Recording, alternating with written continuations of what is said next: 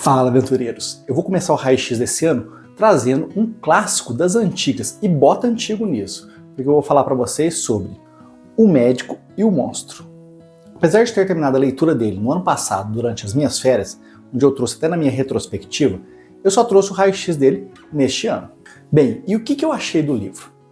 O Médico e o Monstro é muito diferente de tudo que eu já vi em todas as mídias que falam sobre o livro, como quadrinhos, filmes, séries e até animações.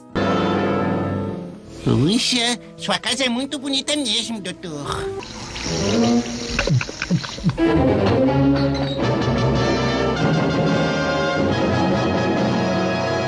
O livro tem aquele ritmo característico da sua época, muito ao estilo de Sherlock Holmes. Afinal, ele foi escrito em 1886 pelo escritor londrino Robert Louis Stevenson. E apesar de ser considerado um terror gótico, eu achei ele muito mais um terror investigativo, com textos que remetem muito ao estilo de Sherlock Holmes, como eu falei anteriormente. O livro é bastante curto, com apenas 96 páginas, pelo menos a versão que eu li, que é essa que está na capa aqui do lado. Mas eu posso dizer que, apesar de ser um livro pequeno, a leitura dele é bastante arrastada, já que o texto se assemelha a um diário pessoal, sem grande ação ou reviravoltas. Ainda assim, é um livro bastante interessante de ser lido, principalmente pela sua inovação naquela época. E até hoje a sua fórmula é repetida em diversas outras mídias, como quadrinhos, livros, filmes e até animações. Bem, agora vamos ao spoiler. Então, se você ainda não leu o livro e não quer receber spoiler, pare o vídeo por aqui.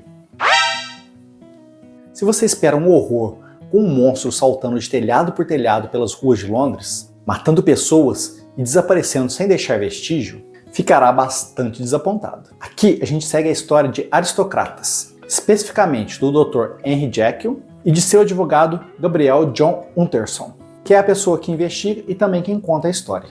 O foco da trama gira em torno do Dr. Henry Jekyll e seu estranho amigo Edward Hyde, a quem ele deixou toda a sua herança, o que deixa Utterson intrigado. E a história toda gira em torno disso. Utterson, curioso, busca descobrir as motivações de Jekyll e afinal quem é Hyde, que eventualmente comete um assassinato e passa a ser procurado pela polícia. O grande ponto-chave desse livro, que diferencia das outras mídias que mostram o médico e o monstro, é que o monstro não é um monstro literalmente. Então não espere uma criatura como aquela que vemos no filme A Liga Extraordinária, por exemplo. Aqui, o monstro é apenas uma versão maligna do próprio Dr. Jekyll, que se manifesta na forma do Hyde. E a história termina com a morte de Jekyll, deixando uma carta para Utterson, explicando exatamente tudo o que aconteceu e quem é o tal do Hyde. Assim, apesar de eu já conhecer a história antes mesmo de ler, a gente só conhece o final dela e tudo o que está acontecendo exatamente no último capítulo, que é esta carta deixada pelo próprio Dr. Jekyll. Então não espere uma história de horror no sentido tradicional. Porém, este livro é um clássico, e para a época que ele foi escrito, provavelmente ele foi revolucionário. Hoje em dia, O Médico e o Monstro desperta demais a nossa curiosidade, e pode ser facilmente adaptado para um universo de RPG. Imagine, por exemplo, um alquimista que descobre uma fórmula que consegue transformá-lo literalmente em um monstro.